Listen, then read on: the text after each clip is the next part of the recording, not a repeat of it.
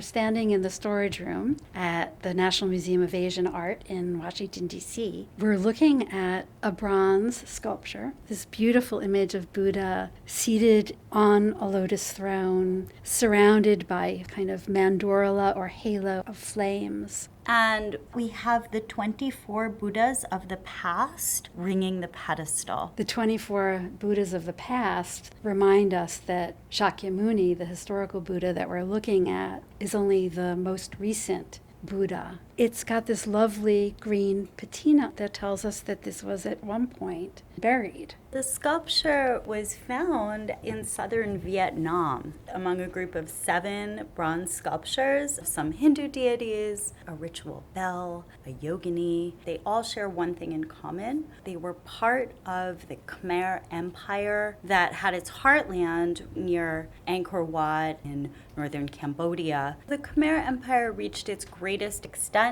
under the ruler Jayavarman VII. When he expanded the empire, he built many temples, roads, and networks to connect the far reaches of the empire. And he was the first to instate Buddhism as the state religion. This was an area that had both Hindu and Buddhist practitioners. Although it was found in southern Vietnam, that doesn't seem to have been the place of its fabrication. The flaming oriole has these finials that are nagas. Nagas are divine serpents who are protector deities. And the way in which they are depicted with almost like a mane behind them. This is really typical of bronze sculptures from Khmer parts of northeastern Thailand. That plus these Buddhas, plus the seated Buddha on a triple petaled lotus platform. These are typical of Khmer culture within northeastern Thailand. So this is an object that traveled. It would have gone from its place of fabrication to southern Vietnam, possibly with a traveling monk,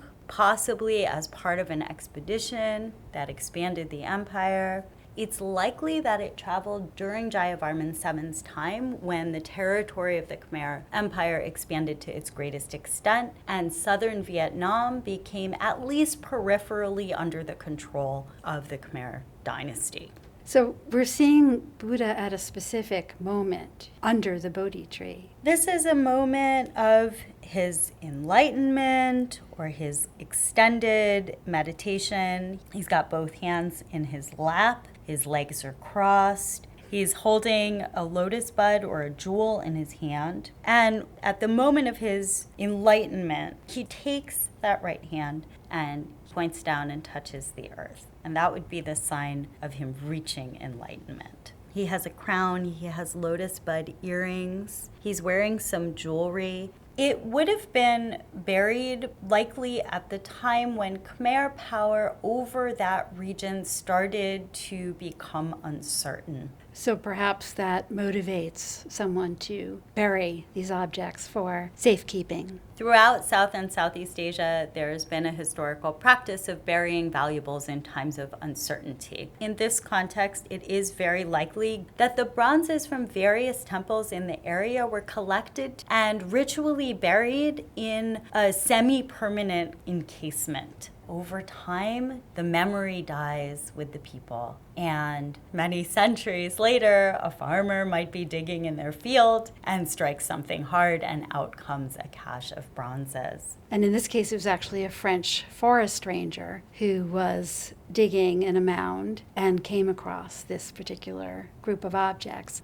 The reason there was a French forest ranger digging in a mound in southern Vietnam is that at the time, Vietnam was under French control. In the 1940s, when the French ceded that area to Japan, there was a big circulation of Khmer artworks. And it's during that period that the bronzes travel to the USA. And one of them, this seated Buddha, enters the collection of the Freer Gallery of Art